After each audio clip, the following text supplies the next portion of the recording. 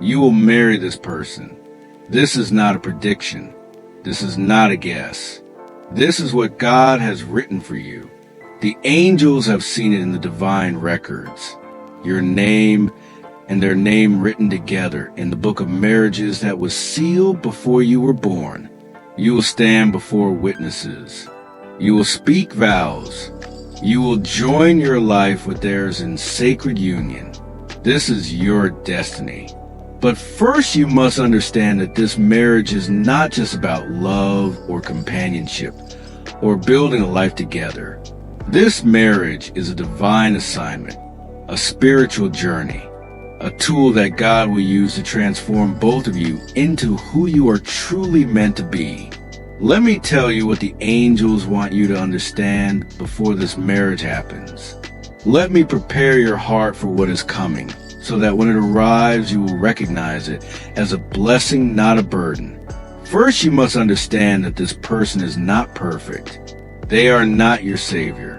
They are not meant to complete you or fix you or fill every empty space in your soul. Only God can do those things. This person is a human being with flaws and wounds and struggles just like you. They will disappoint you sometimes. They will make mistakes. They will have days when they are not their best self, and you will do the same to them. But here is the beautiful truth. God chose this person for you knowing all their imperfections. He looked at their flaws and said, these are exactly what you need. He looked at their struggles and said, through loving this imperfect person, you will learn what real love means. He looked at their weaknesses and said, helping them carry these will make you stronger.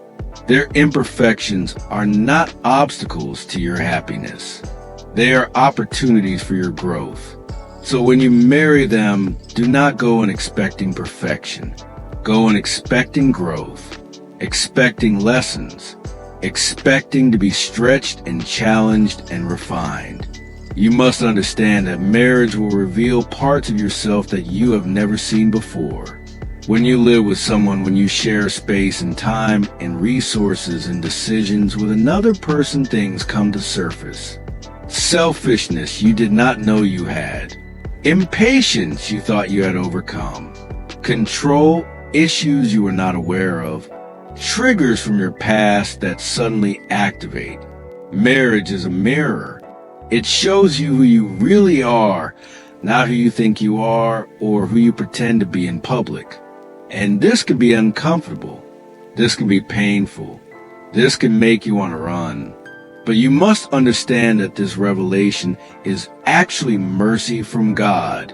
He is using this marriage to show you the areas where you still need healing, the patterns you still need to break, the wounds you still need to address. If he had not shown you these things through marriage, you might have gone your whole life carrying them, never dealing with them, never being free of them. So when marriage reveals your hidden flaws, thank God for the revelation.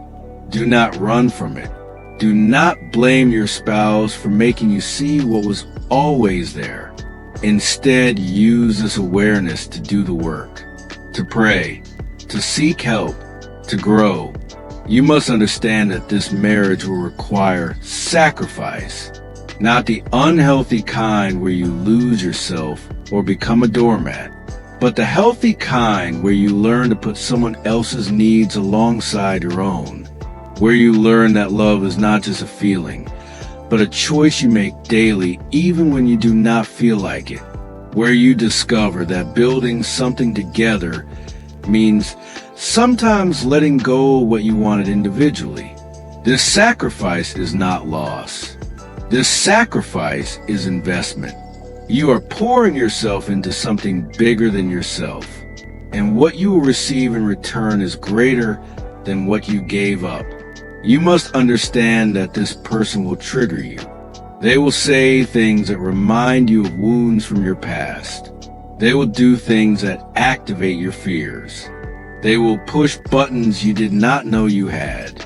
This is not because they are cruel or because the marriage is wrong.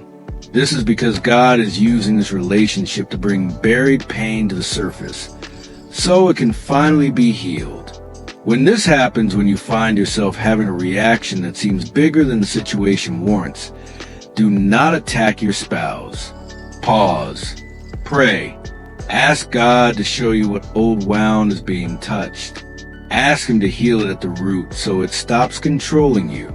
You must understand that communication will be one of your biggest challenges and your greatest tools. You and this person were raised differently. You process emotions differently. You express love differently. What feels natural to you might feel foreign to them. What seems obvious to you might be completely unclear to them. You cannot assume they know what you need. You cannot expect them to read your mind. You must learn to speak clearly, to express your feelings without blame, to ask for what you need without shame. And you must learn to listen not just to their words, but to their heart. You must understand that intimacy is not just physical. Real intimacy is emotional, spiritual, mental. It is being fully known and fully accepted. It is sharing your fears without being judged. It is crying in front of someone and being held rather than dismissed. It is praying together, reading the Quran together, discussing God together. The physical intimacy that will come after marriage in the halal way will be beautiful, but it will only be as deep as emotional and spiritual intimacy you build. So invest in knowing their heart, in understanding their dreams and fears, in connecting with their soul. You must understand that your marriage will go through seasons. There will be seasons of closeness when everything feels easy and beautiful and right. There will be seasons of distance when you feel like strangers living in the same house. There will be seasons of conflict when you wonder if you made a mistake. There will be seasons of growth when you both change so much you have to learn each other all over again.